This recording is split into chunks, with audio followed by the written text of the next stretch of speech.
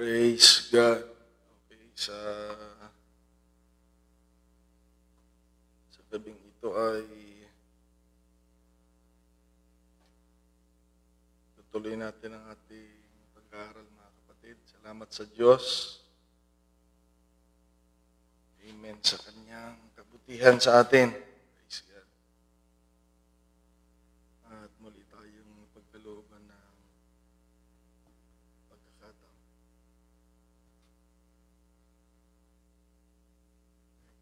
So, sa gabing ito ay binabati ko ang lahat sa pangalan ng Panginoon. Mga kapatid natin sa UPCIFF, ng Panginoong Diyos nawa ay nasa mabuting kalagayan tayong lahat, mga kapatid, na kasama sa ating pag-aaral. Praise God. At kung hindi man, ay manatili lang tayo sa Panginoon. Magiging maayos ang lahat. So, sa ating mga bisita, kung mayroong bisita dyan, welcome po tayo sa gawain na ito, na kung saan ay ating pinag-aaral ang lubos ang mga salita ng Panginoon. Nawa ay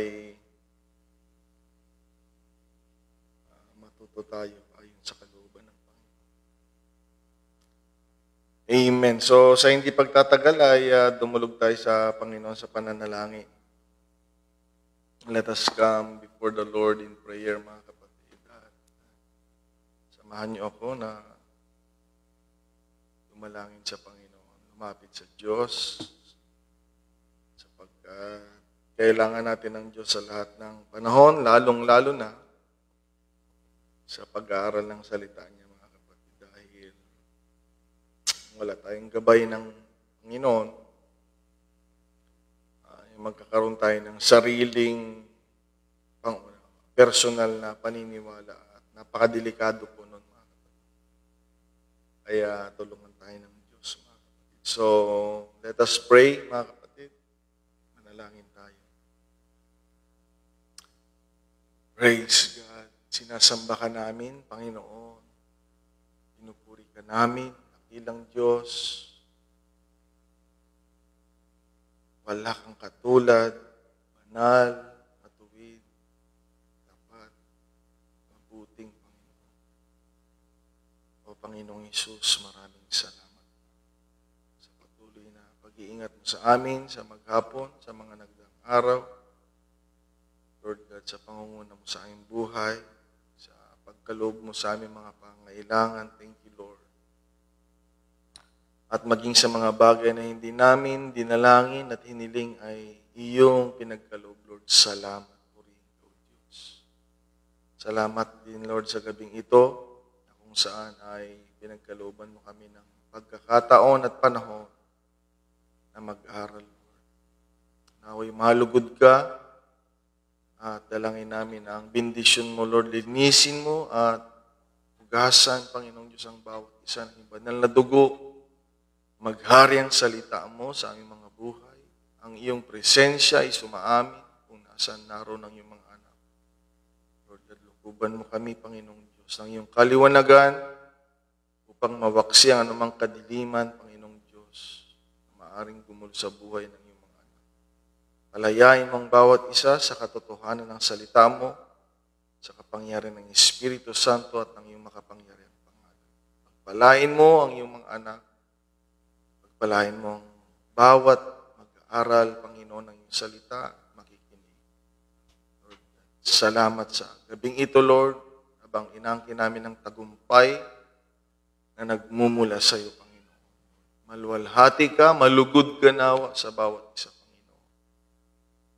Purihin ka, O Diyos. Ito pong aming dalangin sa gabing ito. Sa makapangyarihang pangalan mo, Panginoon. Now unto the King eternal, immortal, and invisible, the only wise God, glory forever and ever. Amen. So, purihin ang Panginoon, mga kapatid. Amen. Muli ay binabati ko kayong lahat sa pangalan ng Panginoong Diyos. Okay, so sa ating Tuesday Mana ngayong April 23, 2024 ay pinag-aaralan natin ngayon ang the life in the faith. Ang buhay sa pananampalataya. At nagkaroon tayo ng introduction last time na magkakasama tayo mga kapatid online. At itutuloy natin ngayong gabi, mga kapatid, ang naiwan patungkol sa mga bagay spiritual dahil bilang nabubuhay sa pananampalataya ay meron tayong buhay spiritual, mga kapatid. Amen. At ang teksto natin ay nasa 2 Corinthians chapter 13, verse 5 and 6. Okay, ang sabi dito, to the church, mga kapatid, ang sabi dito, examine yourselves as to whether you are in the faith. Kaya, kung meron pala tayong dapat babantayan, hindi yung ibang tao, hindi kung sino-sino, kung hindi tayo, ano? Kung tayo pa ay nasa pananampalataya. Okay. Test yourselves. Okay. Do you not know yourselves that Jesus Christ is in you? Unless indeed you are reprobates or disqualified. So may disqualification din pala, no? Pero mahabang proseso dahil ang grasya ng Panginoon, pag tinanggap natin, nabubuhay tayo sa panahon ng biyaya, yan, grasya, ay tinatawag na unmerited favor of God. Na ibig sabihin, tumatamasa tayo sa Diyos sa mga bagay na hindi dahil sa ginawa natin. Kaya kahit makasalanan tayo, ayan, naaabot tayo ng Panginoon, mga kapatid. Sa ikatutuwid, sa ikaliligtas, sa relasyon sa Kanya. Kaya, mga kapatid, napakabang proseso niyan. Pero may point din pala na pwede tayong maalis, mawala, mga kapatid, sa napakalaking opportunity na maglingkod sa Panginoon. Kaya nga, inuulit ko noong ito yung topic ng pastor na pinangaral noon, mga kapatid. First time kong marinig itong pinangaral. Ako, mga kapatid, sabi ko, Lord, nawa, wag ako maging reprobate. Tulungan mo ako. Dahil mahirap, mga kapatid. Pag tinakwil ka na, okay lang na itakwil ka ng pamilya, mga kapatid, kamag-anak, kaibigan, mga tao. Pero wag lang ang Panginoon, mga kapatid. Dahil pag tinakwil tayo, kahit sino naman ang tatanggap sa iyo, ay wala na po yan, mga kapatid. Wala nang magagawa. Kaya nga ang pinakamagandang magagawa natin ay bantayan natin ang sarili natin. Okay? Bilang nagtumamasa ng biyaya ng Diyos, ay tignan natin kung yung buhay natin ay nasa pananampalataya. I-check natin yan. Bago matulog, mga kapatid, ano bang ginawa ko maghapon? Yun ba ay gawain ng nasa pananampalataya o maghapon akong gumawa sa hindi sa pananampalataya? Kaya mamaya, tatalakayin natin ito, mga kapatid. Okay, but I trust, mga kapatid. Ako din, I trust, mga kapatid. I share this sentiment of Apostle Paul. I trust that we are not reprobates, mga kapatid, or disqualified. Okay? So, patuloy tayong magsumikap bilang tinanggap natin ang kapatawaran, biyaya, pag-ibig, kabutihan ng Diyos, bantayan natin na huwag tayong mawala doon. Okay? Alam niyo naman yung prodigal son, di ba? Ang ama niya ay sumisimbolo sa Diyos. Hindi naman umalis yung Diyos sa tahanan. Yung prodigal son ang umalis. So yun yung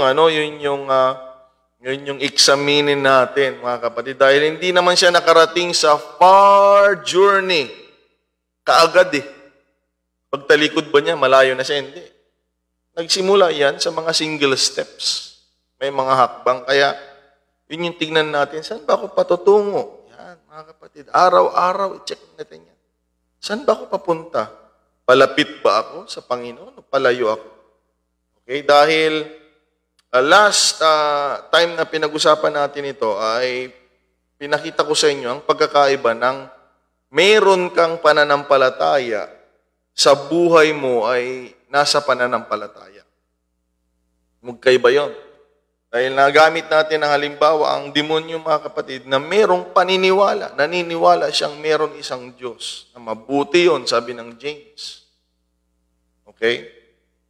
Pero kahit naniniwala siya na merong Diyos, wala siya sa pananampalataya. Okay? Hindi natin siya kasama, ano? Kasama niyo ba siya dyan? Nandyan ba siya, Gabi? Okay. Ibang usapan, mga kapatid. Kaya nga, yun yung nakakatakot sa panahon natin ngayon, na ang tao ngayon ay mayroong paniniwala yan. May pananampalataya yan. Pero ang tanong, yung bang taong naniniwala sa Diyos, nandoon ba yung buhay niya sa pananampalataya? Nabubuhay ba tayo, mga kapatid, sa pananampalataya? Yun yung malaking tanong. At yun yung pinababantay sa atin. Yun yung inuutos sa atin bilang mga membro ng church ng Panginoon. Ikaw, kapatid, examine yourself. Okay, kung ikaw pa ba ay nabubuhay. Dahil sabi nga dito, ikaw ang mas nakakakilala sa sarili mo at sa ginagawa mo, mga kapatid. Okay? So, na-explain natin yan last time. Hindi po pareho yun.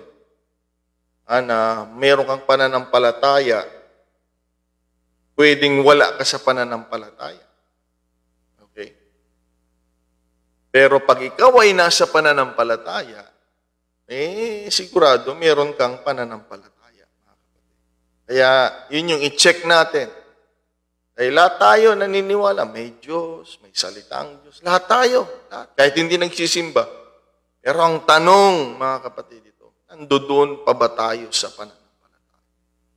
Nabubuhay pa ba tayo sa pananampalataya? Kaya nga ito yung lesson na binigay ng Panginoon sa akin, mga kapatid, na ang buhay sa pananampalataya. The life, our life in the faith, mga kapatid. So, ngayong gabi ay itutuloy natin yung talakay natin na unang-una na pag-usapan natin, number 1 ay bilang nabubuhay sa pananampalataya, ay nabubuhay rin tayo spiritually. Okay. Hindi na lang tayo nabubuhay sa laman. Noong tayo ay narito na sa pananampalataya. Hindi yung pananampalataya yung dumating sa atin, mga kapatid, no? Okay, maybe that is the first step. Okay? Nagkaroon tayo ng pananampalataya and then pumasok na tayo sa pananampalataya. Mga kapatid. Okay, so mayroon na tayong buhay spiritual. Okay, kaya nga meron tayong dapat i-examine, meron tayong dapat bantayan sa sarili natin. Dahil meron ka ng buhay spiritual, kapatid. Kaya huwag tayo munang mag-focus kung kani-kanino. Okay? Focus natin, unang-una, yung sarili natin sa Diyos. Okay? Pamilya. At yan, ang church, paglilingkod natin sa Panginoon. Yan ang focus natin. Hayaan muna natin sila yan. Okay? Mga ibang bagay. Yun yung mahalaga. Okay? Yun ang mahalaga, mga kapatid. Susunod na yung mga trabaho, sunod na yung mga iba't ibang mga bagay, mga kapatid. Bigla kayong nalungkot, no? Sunod na yun. Mga outing. At kung ano-ano pa.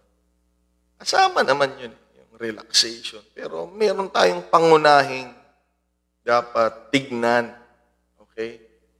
Kung naalala niyo yung sinasabi ko noon, mga kapatid, na okay, yung kailangan alam mo yung mahalaga. Okay? Huwag tayong magpalinlang sa kailangan. Dapat yan ang kailangan yung paghiwa-hiwalay niyan dahil lahat kailangan natin. Kailangan nyo ng material, financial, lahat kailangan natin. Kailangan natin. Pero mas i-focus natin, mga kapatid, yung mas mahalaga. Kaya maraming pamilyang nasisira, ayan, maraming Kristiyano ang nawawala. Okay, mga Kristiyano na hindi makafocus kasi nabubulag sila ng kailangan. Yung sinasabi nating tyranny of the urgent. Hindi porkit kailangan ay mahalaga. Mahalaga lahat yan. Mahalaga. Napakaraming mahalaga sa buhay ng tao. Pero i-check natin, baka mga kapatid, inuuna natin yung mga kailangan, naiitsang tabi natin yung mahalaga. Okay? Marami tayong kailangan. Baka mauubos yung oras natin pag pinag-usapan natin ng kailangan. Kailangan. Asawa, pag single ka, anak, gusto mo rin. Sasakyan, bahay, pera, trabaho, edukasyon. Yan. Marami tayong kailangan, mga kapatid. Business, yung iba, nangangarap. Okay, ministry, maraming mga kapatid. Toyo, suka, kailangan mo yan eh. Paminta, bigas, at kung ano-ano pa. Marami tayong kailangan. Pero dito tayo, mga kapatid, sumentro sa mahalaga. Dahil masisira ang buhay natin kapag wala tayo sa bagay na mahalaga. At ang pinakamahalaga sa atin, lalo na ngayon, mga kapatid, walang iba ang Diyos, ang pamilya, at ang ating pangalawang pamilya, ang spiritual family natin, ang church. Okay? Yan yung pangunahing mahalaga. Susunod na yung mga pangangailangan. Okay? So tulungan tayo ng Panginoon, mga kapatid, na ating pong mabantayan yan sa ating sarili. Na meron na tayong spiritual na buhay. Ayan. Okay? Kaya nga, pag kinakausap ko yung mga kapatiran dito, sabi ko, maganda yan, kako, yung trabaho ninyo, yung ginagawa nyo na ganito. Pero mas excited ako na makita kayo, lalago kayo spiritually. Dahil yung pagwawalis, kaya din ng mga hindi nagsisimba yan eh. Oh, di ba? Naglilinis, karpentero, kailangan din nila yan sa labas. Kaya din nila yan. Di ba? Minsan, mas magaling pa sila eh. Pero, ang tinitignan ko kako, ay yung talagang maturity ninyo spiritually dahil, siyempre sa church, spiritual ang ating tinitignan dyan. Pangalawa na lang yung pangailangan na masasabi sa paligid. Okay, dahil meron na nga tayong spiritual na buhay. Hindi ko sinasabing hindi mahalaga ito. Trabaho sa church, mahalaga yan. Paglilinis, mahalaga yan. Pag-arrange ng upuan, mahalaga po yan. Mahalaga po yan. Pero ang tinitignan natin dyan, mga kapatid, ay yung paglago din spiritually. Okay? Dahil meron na tayong spiritual na buhay. Para maunawaan natin ngayong April 23, sa ating pagpapatuloy, meron tayong buhay spiritual. Gusto ko lang pansinin nyo ito, mga kapatid. Para malaman nyo na tunay ngang meron na tayong spiritual na buhay. Kaya nga, sino yung inaalagaan natin. Baka itong katawan ang inaalagaan natin. How about our spiritual being? Dahil tingnan yung sinabi ng Panginoon, mga kapatid. Tamang-tama ito sa mga hindi pa nabaptize, mga kapatid. Dahil pag hindi ka pa pinanganak spiritually, sabi ng Corinthians, mga kapatid, 1 Corinthians chapter 15, that flesh and blood cannot inherit the kingdom of God. Pag dito ka lang pinanganak sa mundong ito, ang rights mo lang, siyempre nandito. O, di ba? Kahit nga pinanganak ka sa mundo, wala kang rights sa Canada eh. Wala kang rights sa Amerika eh. Doon sa lugar na pinanganak, doon sa lugar na pinanganak ka. Kung dito ka pinanganak sa Ilocos, ay dito, mayroon kang karapatan dito. Sa Pilipinas, mayroon. Pero pag lalabas ka ng ibang bansa, alien ka doon, mga kapatid. Okay? Ha? Taga-ibang bayan. Ganon din tayo, mga kapatid. Nung pinanganak tayo sa mundong ito, ay pinanganak tayo, mga kapatid. Yan, papaliwanag ng Panginoon. That's why we need to have experience. A born-again experience. Not religion, mga kapatid. Ha? Huwag religion. Huwag kayong pumasok sa religion. Experience dapat. Naranasan mo. Dahil kahit papasok dyan sa inyo, Gabi, kung hindi nila naranasan talaga, may panganak ulit, ganun pa rin sila, walang experience yun, pumasok lang yun. We need born-again experience, that religion, mga kapatid. Okay? John chapter 3, okay, verse 5 to 7. Tingnan nyo ito, mga kapatid. Jesus answered, kay Nicodemo ito, sa ruler of the Jew, isang pinuno ng mga Hudyo, relihiyoso. Pero ang turo sa kanya ay kailangan niyang maipanganak ulit. Kaya nga sabi ni Jesus, most assuredly I say to you, unless one is born of water and the Spirit, he cannot enter the kingdom of God. Kaya nga sabi ni Paul sa 1 Corinthians 15, mga kapatid, that flesh and blood cannot inherit the kingdom of God. Okay? Kaya pag hindi ka pa pinanganak ulit, kailangan mong ipanganak ulit, kapatid. Para magkaroon ka ng karapatan sa kaharian. Kailangan mong ipanganak sa kaharian. Ayan, okay? Pansinin niyo ito, verse 6. That which is born of the flesh is flesh. Siguro hindi na kailangan ipaliwanag ito. No? Pinanganak sa laman ay sa laman. And that which is born of the Spirit is Spirit. Salamat sa Panginoon nung pinanganak tayo sa mundong ito.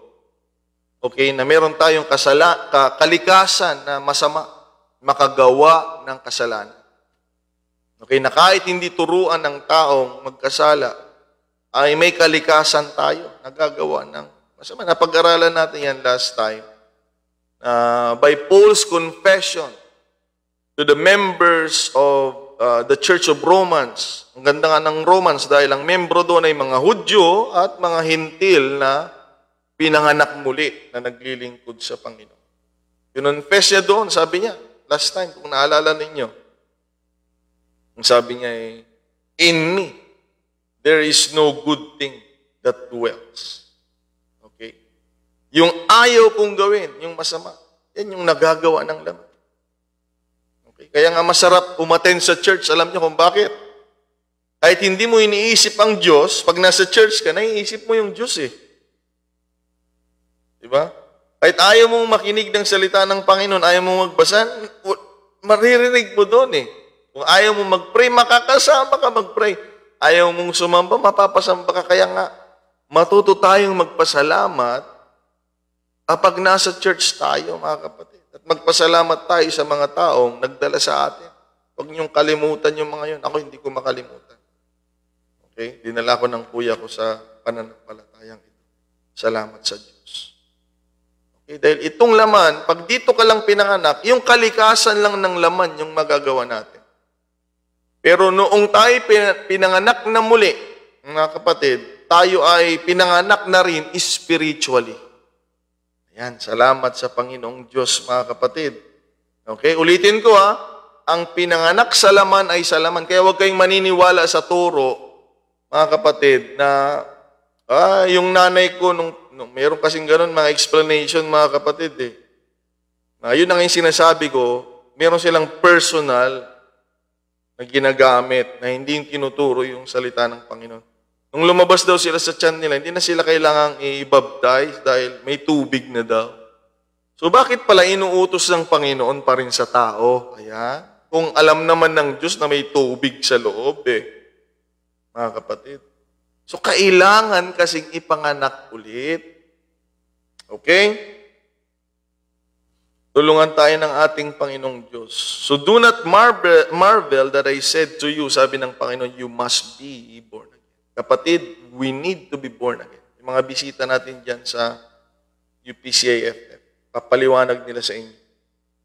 Okay, napakaganda ito, mga kapatid.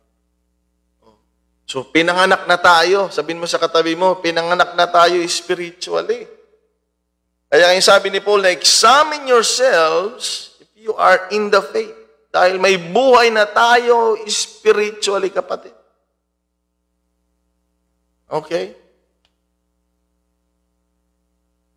Ang problema, pinanganak na tayo spiritually, nasa laman pa tayo, kaya maaari tayong mahila.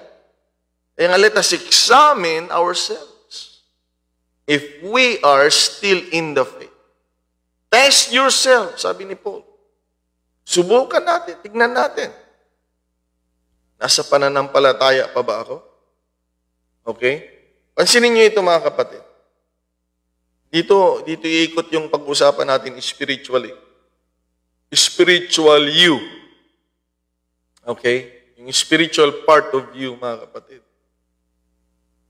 Noong nilikha ng Diyos ang tao, mga kapatid, pansinin niyo ito, ha? Hindi niya nilagay, yan. Dito, makikita niyo, dito tayo iikot. Hindi niya nilagay yung tao kung saan-saan lang. Okay. Merong tamang lugar na pinaglagyan ang Diyos. Dahil ang Diyos ay tamang kanyang pag-iisip, Sa karunungan ay hindi masayod, mga kapatid. Alam niya ang tama para sa atin. Magtiwala po tayo. Okay? Kaya kung saan kanya nilagay, alam niya kung ba't ka doon. Nilagay niya sa isang specific na lugar, mga kapatid. Napakahalaga niyan. At doon sa lugar din na yon, ay makakasumpong yung tao ng kanyang pangangailangan. Okay? Alam natin sa garden nyo, sa Garden of Eden, ang malaparaiso, mga kapatid, dahil nandun na lahat shelter, nandun ng food, nandun, mga kapatid. Nga lang, nung una, mga hayop lang yung kasama ni Adan. Kaya nakakalungkot, no? Pag ikaw lang yung tao, puro hayop ang kasama mo. Huwag mong tignan yung katabi mo, ha?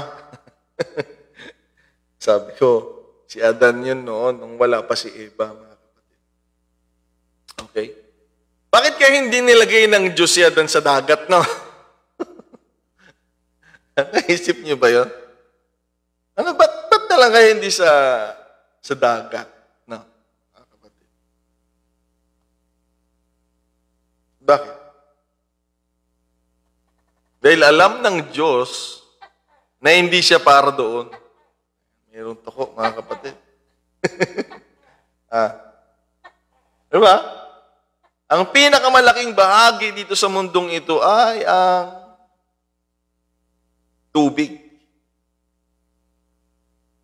Okay. Bakit? Siguro kung sa tubig, syokoy si Syokoy si Adan. Hindi, lalaki, mga kapatid. Doon ngayon, maraming syoki.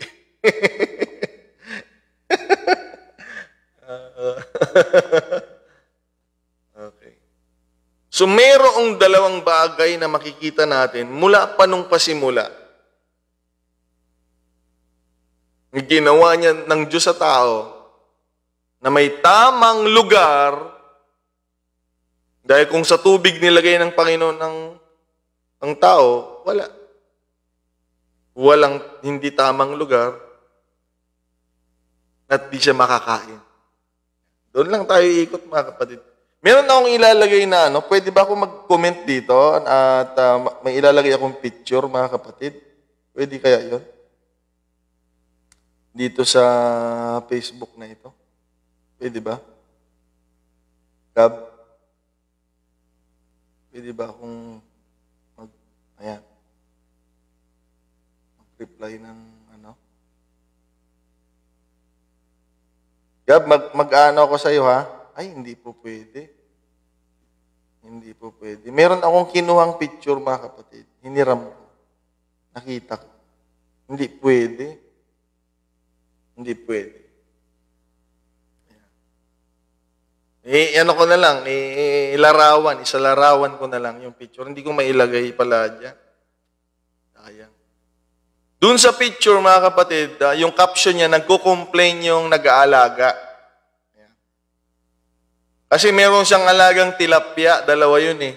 Siguro nakita nyo na sa Facebook yun, no? Yung tilapia na alagaan niya, mga kapatid, ay siyempre, nanghihina at mamamatay na. Pero para makita nyo, hindi ko mailagay kasi dito, hindi pala pwede, Hindi ko alam eh. Hindi tayo ganun technical eh. Okay. Yung tilapia ay unang-una nakalagay sa karton. Nakita nyo na yan sa Facebook? Nakalagay siya sa karton. So may lugar naman, pinaglagyan, hindi maaano ng mga hayop dahil may karton eh. So may protection, mga kapatid. Kahit papaano, somehow, mayroong protection. At meron namang pagkain, meron siyang may lalagyan doon, mga kapatid, na mayroong mga kanin. So nakita nyo na yung picture, no? Nakita nyo na? So masama yung loob ng may-ari kasi hindi naman nabuhay yung kanyang inaalagaan. Nangihingi na hanggang sa mamatay. Hindi kasi pwedeng ilagay pala. Hindi siya mailagay dito. Okay. Dahil merong dalawang bagay doon, kahit meron doon sa dalawang isda na yon, ay hindi makakatulong sa kanya. Meron siyang lugar, meron siyang pagkain, pero parehong hindi niya kailangan. Ayan. Dahil meron siyang, mga kapatid, dapat na lugar at dapat na pagkain. Okay, mga kapatid? Nandiyan pa ba kayo, mga kapatid? Uulitin ko po, mga kapatid. Tayo ay pinanganak na muli. Pinanganak na tayo spiritually. Okay, mga kapatid? Meron na tayong pamumuhay na naaayon spiritually speaking, mga kapatid. Okay? So doon, mga kapatid, sa isda na nandoon sa karton, meron siyang, may doon, merong lalagyan na ng pagkain ng mga pet na mayroong kanin. Di ba, mga kapatid? Nilagyan naman ng pagkain, bakit hindi nila kinakain? Yun siguro yung sabi ng nag-aalaga. Bakit nangihina tuloy sila dahil hindi nila kinakain? Dahil ang sagot doon, mga kapatid, hindi yun ang pagkain nila.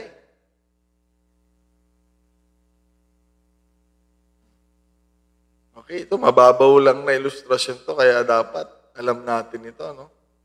May pagkain na nauukol para sa kanila.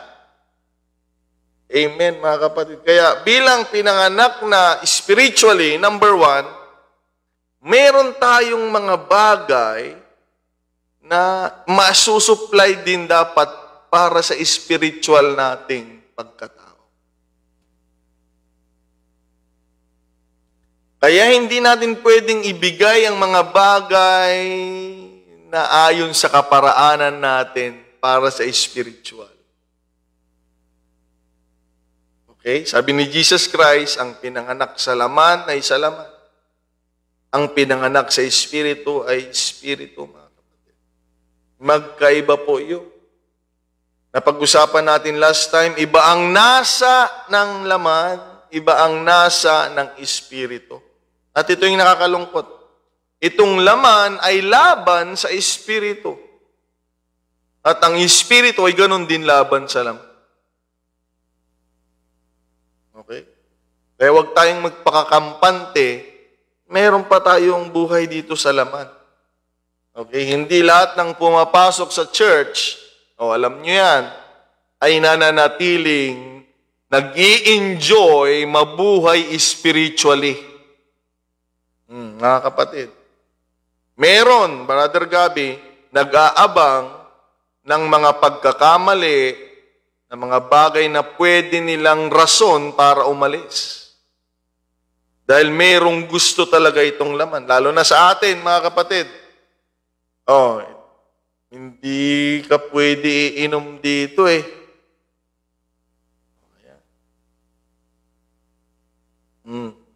Gusto ng laman yan.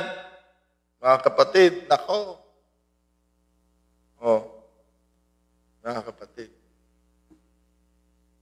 Ang sabi ng Bible, be not drunk of wine, but be filled with the Spirit. Okay? Ang simbolo ng alak natin ay ang Espiritu Santo. Okay. Nung nagpagupit ako nung Sabado,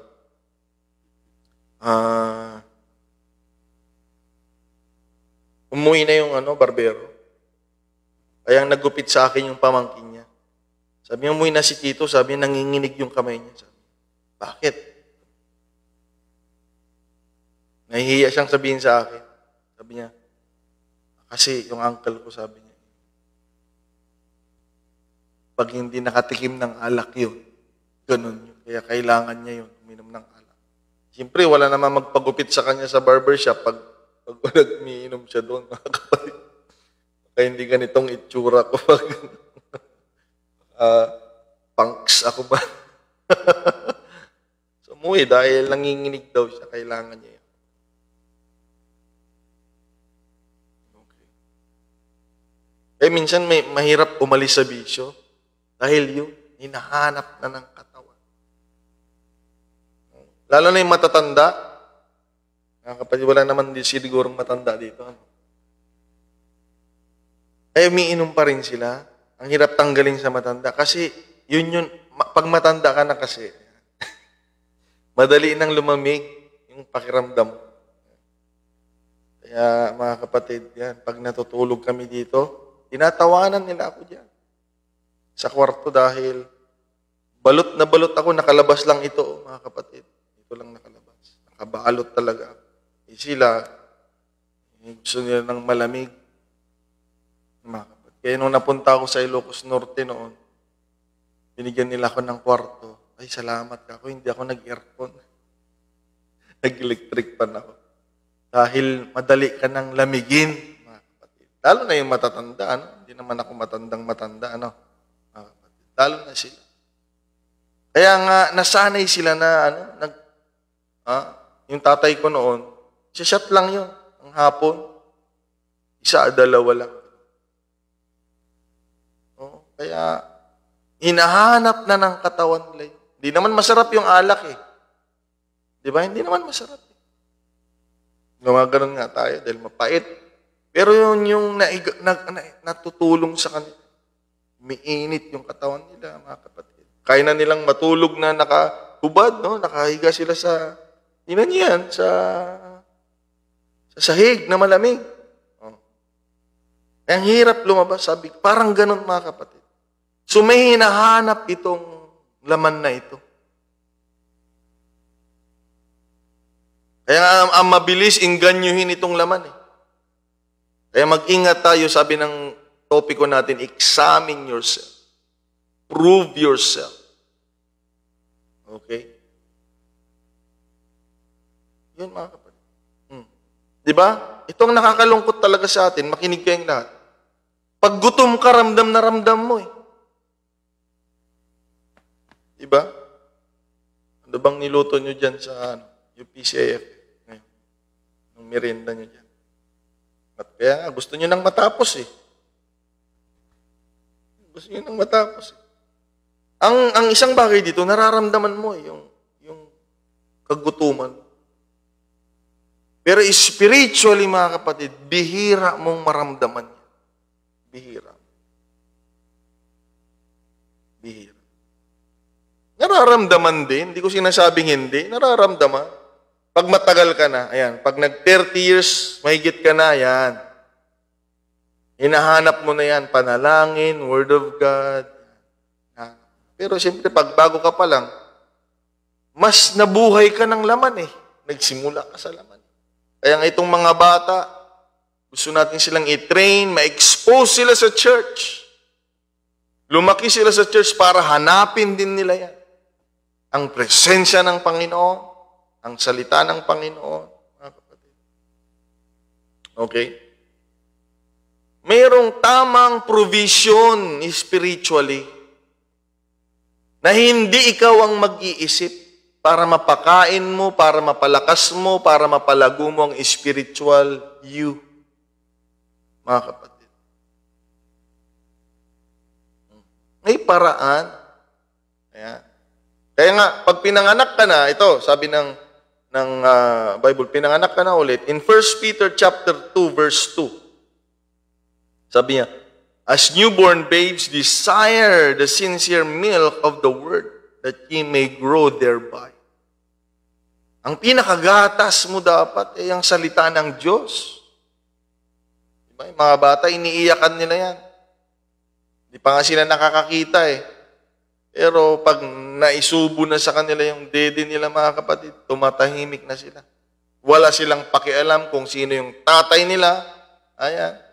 Wala silang pakialam, mga kapatid. Kung sinong nanay nila, anong itsura, anong bahay, kung may sasakyan ba, wala silang pakialam. Basta may gatas. So dapat ganun tayo bilang pinanganak spiritually. Hinahanap natin yan, lalo na yung mga bagong panganak, ang gatas. Salita ng Panginoon sa AMP version, mga kapatid, 1 Peter 2, verse 2. Sabi niya, like newborn babies, you should crave, thirst for, or earnestly desire. Pakanasain. Okay? Kinauuhawan. The pure, unadulterated spiritual milk, that by it you may be nurtured and grow unto completed salvation. Okay, mga kapatid? Kaya mayroong mga member na namamatay spiritually dahil, paano?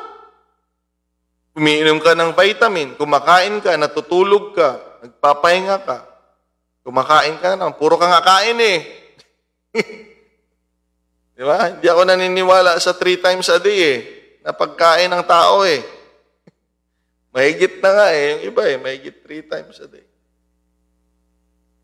Pero kung yun lang yung pinapakain natin, hindi ang spiritual, hindi ka magtataka.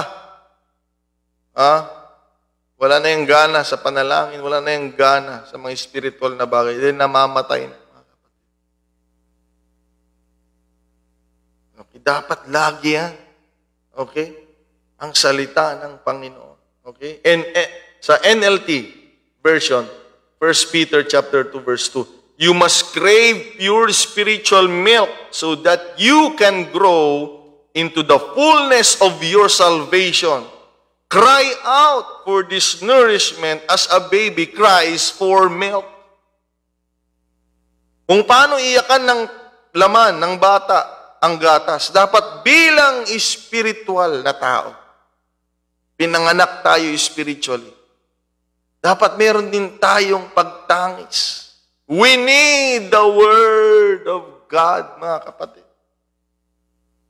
Amen, mga kapatid. Hindi yung marami na akong pasensya na kayo. Matagal-tagal, medyo tagal na akong nakakakita ng mga ganito eh. Sa mismong gawain, tinatamad, natutulog, mga kapatid, lumalabas, umaalis. Na-miss nila, mga kapatid, na yun yung time na mapakain sila. Spiritual. Okay, hindi mo naman ma-acquire yan sa palengke. Pastor, bumili na ako 5 kilong spiritual na pagkain ko.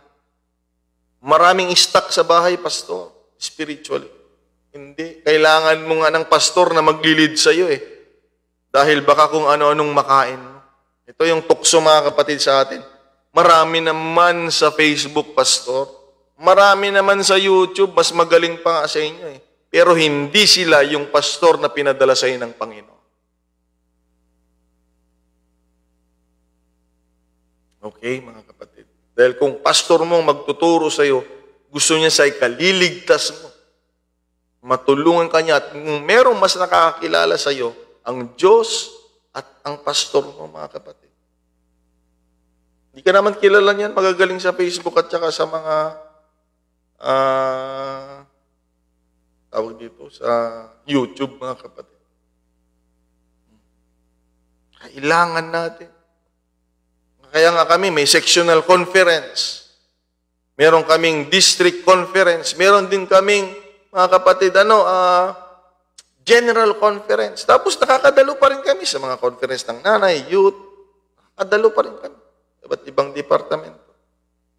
At hindi ka pwedeng magsawa dahil yan ang bagay na makatulong sa ating paglago. Mga Pilipino, ayan, sinong nagsabi sa inyo, sawaan na kayo sa kanin? Sige nga.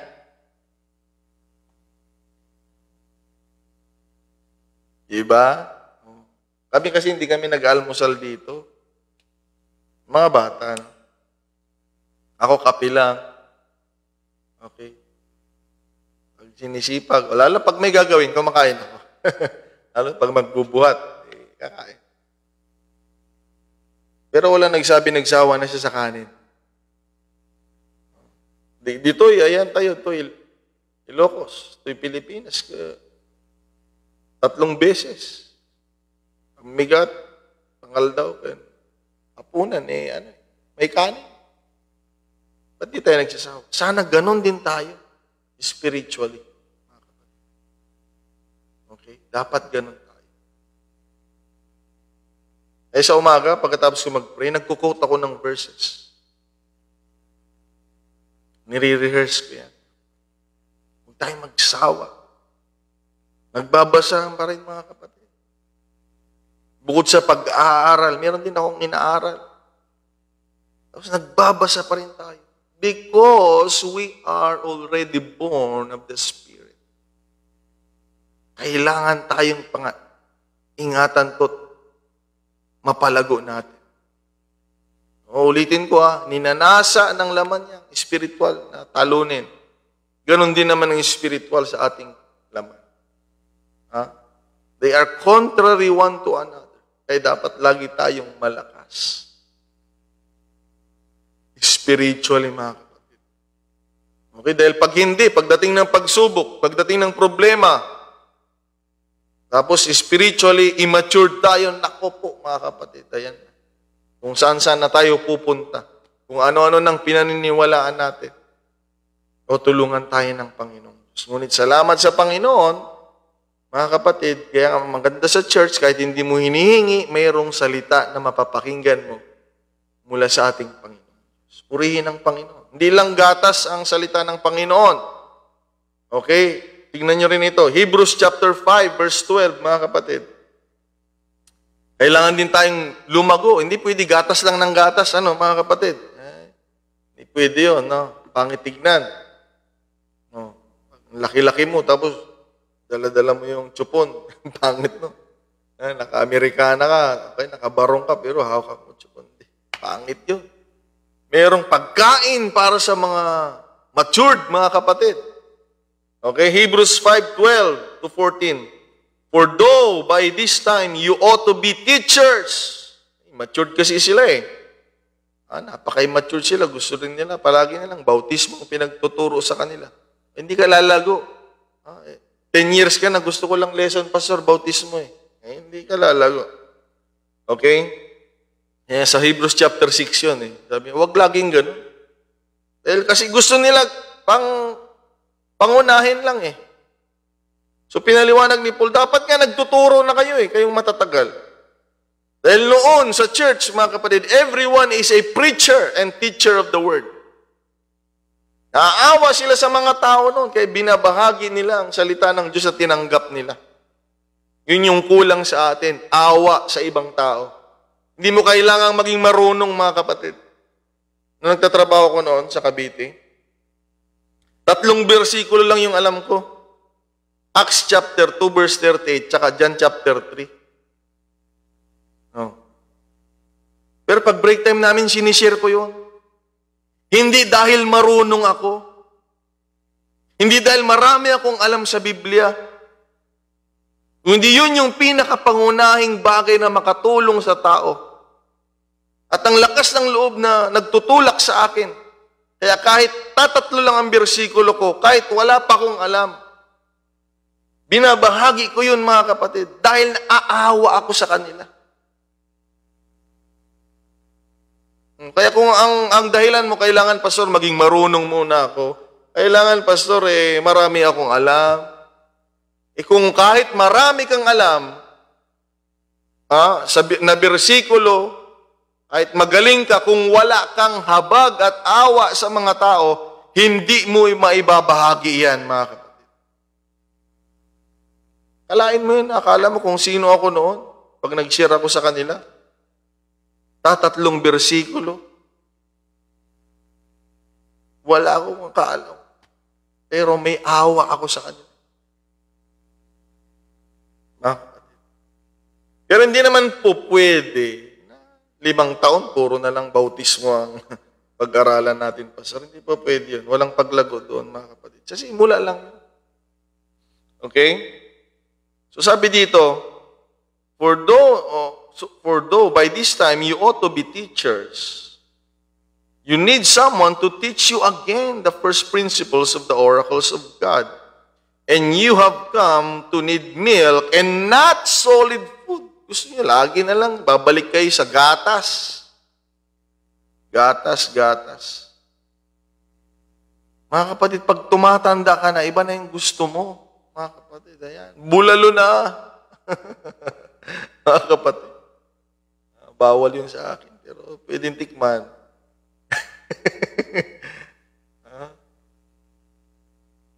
Pinapaitan.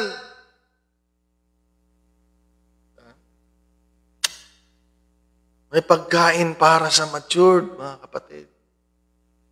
Kaya yan, i-check niyo yung sarili niyo kung matured na kayo, hindi. Yung mga immature dyan, ayaw nila yan, sacrifices, pagtuturo ng sacrifices, giving, ayaw nila yan. Kung gusto nila, may tatanggapin ka sa Panginoon, maliligtas ka, okay ka, kapatid. Yan ang gusto na marinig ng mga immature. Pero yung mga mature, gusto nila yan, matcha-challenge sila, mga kapatid. Tuloy natin. For everyone who partakes only of milk is unskilled in the word of righteousness. Mahalaga ang gatas, pero hindi ka bibigyan ng totoong lakas. Ganon din yan spiritually. For he is a babe. But solid food belongs to those who are full of age, that is, those who by reason of use have their senses exercised to discern both good and evil. Purihin ang Panginoong Diyos. Amen. So may pagkain. Spiritually. Baka nangangayayat ng iba sa atin, kumain kayo spiritually. Manalangin araw-araw. Huwag niyong kalimutan yan. Manalangin, Word of God, araw-araw. Sabi nga ng Panginoon, man shall not live by bread alone. Especially you, na pinanganak spiritually. Hindi na tayo nabubuhay sa pagkain. But by the word that proceeded out of the mouth of the Lord, which is the Word of God. Amen. So yun, mahalaga, pagkain. Pero yung isda na sinasabi ko kanina, may pagkain pero hindi para sa kanya. Okay? Hindi para sa kanya. Kahit pagkain yun. Kaya nga, tayo din, may pagkain para sa laman. Okay? Kumain ka. Okay? Tirahan mo lang yung kasama mo, ha? Ha? Kumain ka sa laman. Uminom ka, magpahinga ka, matulog ka. Pero please lang, bilang pinanganak spiritually, may buhay ka ng spiritual. Bilang nabubuhay sa pananampalataya, may buhay ka na spiritual. Pakanin mo yan, alagaan mo. Gusto yan ng pagsamba, pag-awit, pagpupuri, pananalangin. Gawin natin yan, pagbabasa, pag-aaral, pagkikinig. Amen. Pagsunod sa kalooban ng Diyos. Lalakas tayo spiritual. Isang bagay pa mga kapatid, bago maubos ang oras. 5 minuto na lang. Napakalaga yung atmosphere. Diba? Nakalagay nga yung isda sa karton. Safe siya doon. Ano? Hindi siya maano. Pero hindi yun yung tamang lugar para sa kanya. When I say atmosphere, mga kapatid, I'm talking about a surrounding influence. Yan, mga kapatid, mag-ingat tayo. Meron tayong tinatawag na surrounding influence or environment. Katulad kanina, nakikinig ako ng news. Ewan ko kung bago lang yung news. Kanina. Hindi ko alam kung matagal na. Nasa bar sila mga kapatid. Ayan, nagkabarilan. Siyempre, nagiinuman sila doon eh. Nagkasalubuhan lang. Nagsimula lang doon sa CR. Siguro makipot yung daan. Siguro mataba sila. Nakabanggaan. So, mula doon sa CR, umabot na yung sa labas, nadamay na yung mga grupo-grupo nila. Siyempre, simpatsya sa bawat kasama. Nagkagulo, nagkabarilan. May impluwensya yung lugar. Okay. At noong wala ako sa Panginoon, lagi ako sa labas. Uwi lang ako sa bahay namin, kakain. Yan. Uwi lang ako sa bahay namin, pag matutulog, pag maliligo. Pag nagawa ko na yan, nandun ako lagi sa labas. Pero prone ka sa danger. Kaya nga may bahay tayo eh. Uulitin ko mga kapatid, kaya nga may bahay tayo eh. May tinatawag tayong bahay panambahan.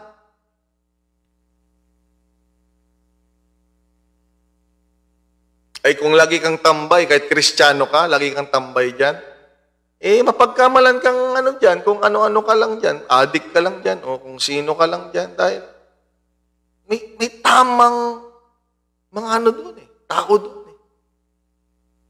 Okay. Eh, pastor, hindi naman ako umiinom. Basta pupunta lang ako sa bar. Pero, there's something we call surrounding influence. Oh, hindi ka nanalo doon. Eh, pastor, hindi naman ako magsusugal. Papasok ako sa casino, pastor. Pero hindi ako magsusugal. Alam ng Diyos ang puso ko, pastor. Ba't ka papasok doon? That's not your place. Amen, mga kapatid. Kaya nga, mahahalata mo yung mga Kristiyano daw. Eh. Sabi ni Sir Art, di ko makalimutan ito. Sa sinihan. Dahil pag nagandahan daw sa istorya, praise the Lord. Sabi ko, praise God, ang ganda na istorya. Mga kapatid. Ha? May tamang lugar. May tamang lugar. Kaya ngayon, nung na-convert ako mga kapatid, umuwi ako sa bahay namin, hindi na ako lumalabas masyado. Gawain lang. Pag mautusan. Eh minsan, pag bibili ako, sabi, okay lang ka dumating, sabi ng auntie ko. Matagal na po ako, auntie. Ba't di kita nakikita? Hindi ako lumalabas eh. Doon lang ako, hindi ko sinasabi. Humingiti lang ako. Okay. Mas safe ka sa bahay.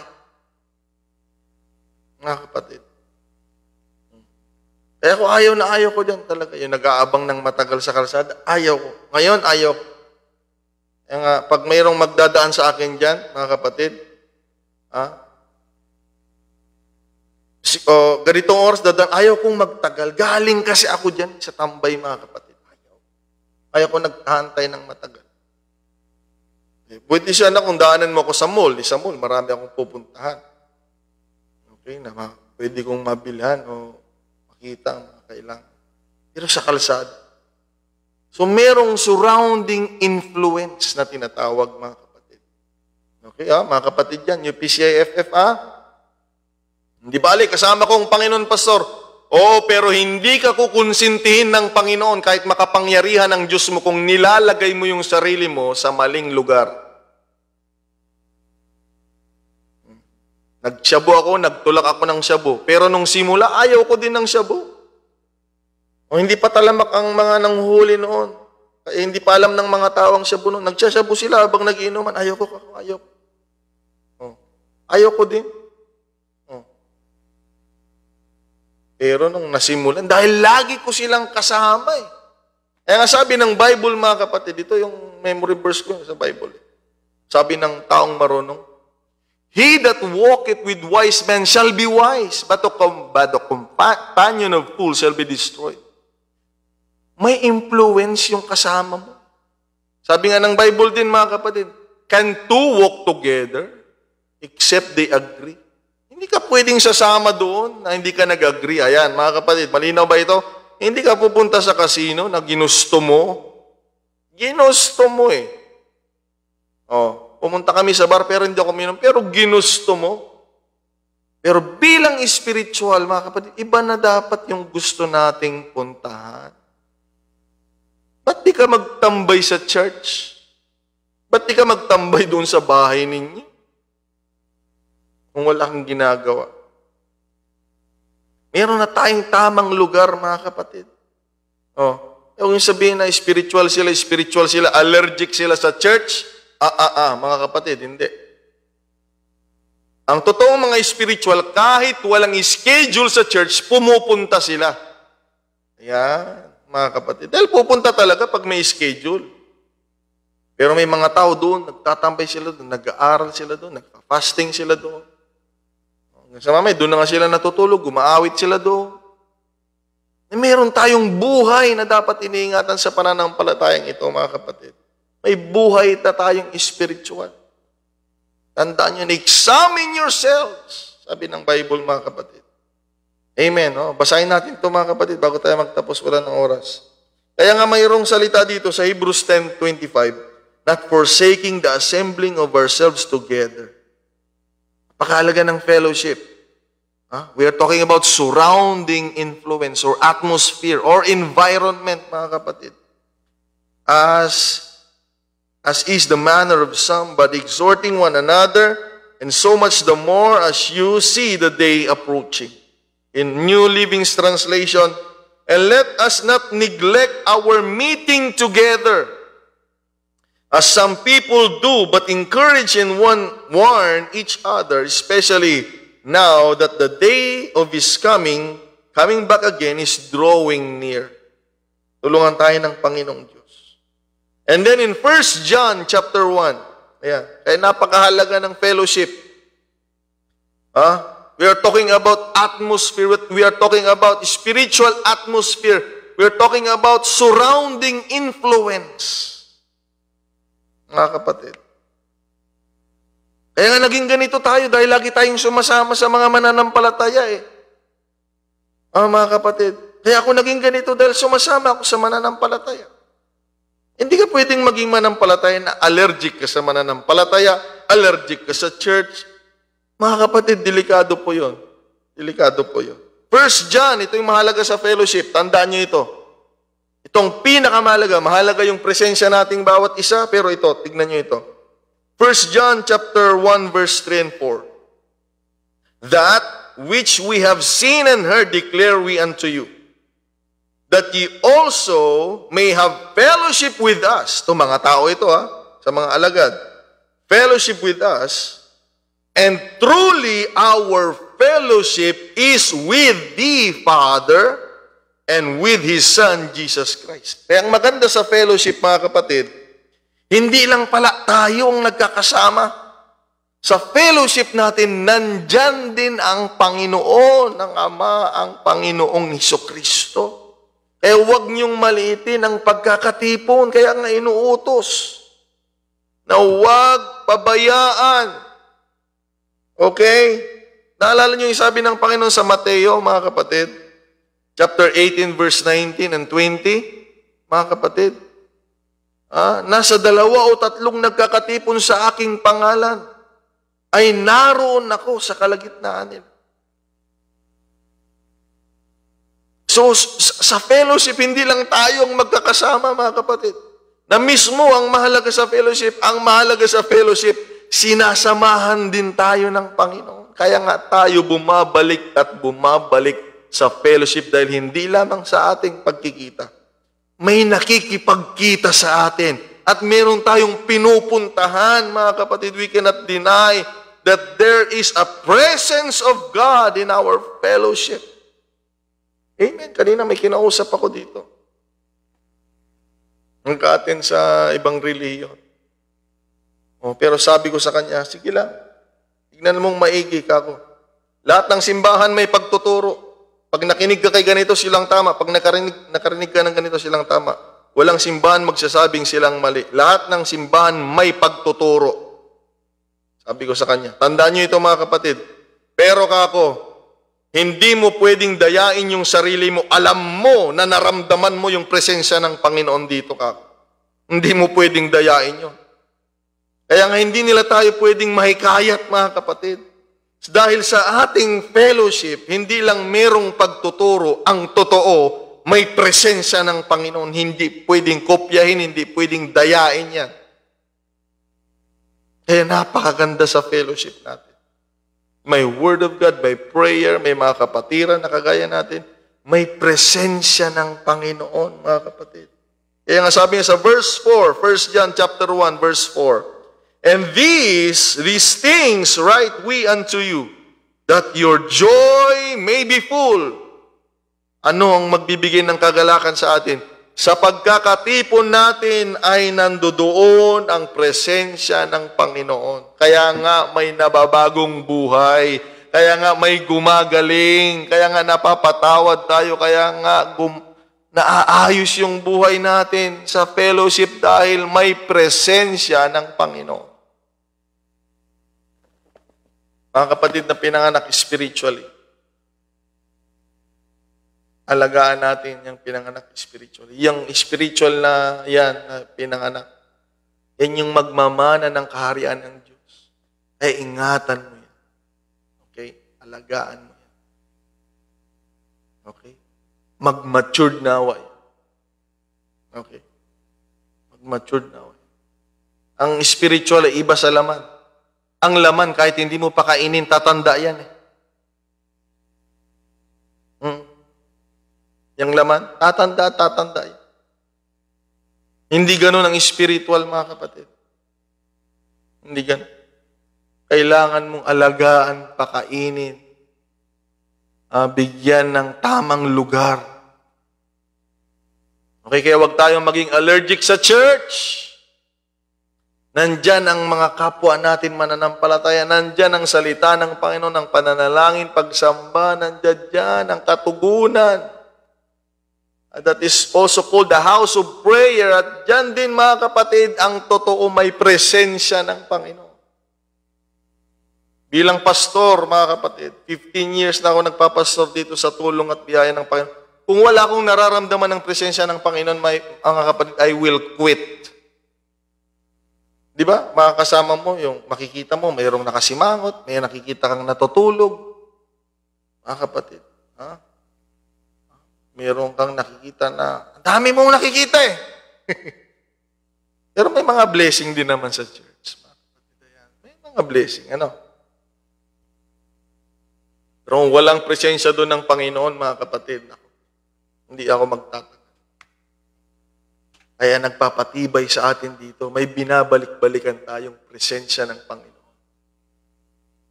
Na alam natin. Amen. Purihin ang Panginoon, mga kapatid. Okay? Tutuloy natin ito, mga kapatid. Purihin ang Diyos. God bless you. Amen. Sumatin ang tulong ng Panginoon. Lumago tayo spiritually because we are now have a life. Living in the faith. Nabubuhay na tayo sa pananampalataya, mga kapatid. At meron tayong spiritual. God bless you, mga kapatid. Sumati ng biyaya at pagpapala ng Panginoon Diyos. Let us pray, panandalian. Hallelujah. Glory to your name, Lord. Maraming salamat. Pinupuri ka namin at sinasamba, Lord, sa gabing ito. Salamat sa buhay, binigay mo sa amin physically, kami pinanganak sa mundong ito. Lord God, na kung saan marami kaming failures, kasalanan, kamalian, Panginoon, at mga bagay na hindi kaaya-aya at hindi may pagmamalaki. Ngunit sa biyaya, tulong mo, Lord, salamat po, pinanganak kami sa ikalawang kapanganakan spiritually na nagbibigay ng pag-asa. Ikaw ay naging ama na namin, Panginoon. Nagkaroon na kami ng mga kapatid sa pananampalataya. Nagkaroon na kami ng pamilya, Panginoon. Hallelujah, spiritually, Lord God. Nag-iingat, nag-aalaga at nananalangin, Panginoon, gumagabay sa amin. Salamat po, Panginoon, na itong buhay spiritual ay nagbibigay sa amin ng pag-asa, Panginoon, sa lahat ng kamaliang nagawa, Panginoon, ng aming pisikal, ng aming laman, Panginoon. Nung pinanganak kami spiritually, Lord, thank you, Lord, for accepting us. Lord God, making us as a born-again Christian, Panginoon. Lord, thank you for that experience, Lord God, na kami po'y mabuhay, Lord God, sa direction. Lord, salamat po. Tulungan mo kami, i-lead mo kami, Panginoon, Lord God. Bigyan mo kami lagi na ng salita mo, Panginoon. Ang presensya mo, lagi mo ipadama sa amin. Lord God, tulungan mo po kami, Panginoong Diyos, na mag-mature, Lord God, ang iyong mga anak, Panginoon, spiritually. Salamat, salamat, Panginoon. Lord, tulungan mo rin kami sa aming mga pangailangan sa church namin. Lord God, sa UPCFF, mga kapatiran, Lord. Lord God, tulungan mo sila sa kanilang mga kahilingan, Panginoong Diyos. Ikaw ang Diyos na mabuti noon, ngayon at magpakailan pa man. Lord, sa Biblia, Panginoon, hindi lang spiritual needs ang binibigay mo. Sa iyong kabutihan, maging aming physical needs ay pinagkakalob. Kayo, maasa kami, Panginoon, na you will supply our needs, you will bless us, Lord God, spiritually, and you will bless us according to your promises, what pertains to this world, O God. Salamat, Panginoon, salamat. Edify your church, Lord, edify your people, as we give you all the glory, honor, and praise, Lord God. Salamat, salamat, Panginoon. Salamat, Panginoon. In Jesus' name, we pray all these things. Amen. God. Salamat sa Panginoon, mga kapatid. Purihin ng Diyos. Sayang, kulang yung time natin, mga kapatid. Amen. Pupunuan ng Diyos yan sa inyong mga puso. God bless you. May our hearts, mga kapatid, ay patuloy na mauhaw sa presensya ng Panginoon, sa salita ng Panginoon, mga kapatid. Bilang pinanganak spiritual. Amen. Mag-ingat tayo. Magkita-kita tayo sa mga gawain, mga kapatid, lalo na kayo sa UPCFF. I miss you all. Ang bendisyon ng Panginoon ay sumaating lahat, mga kapatid.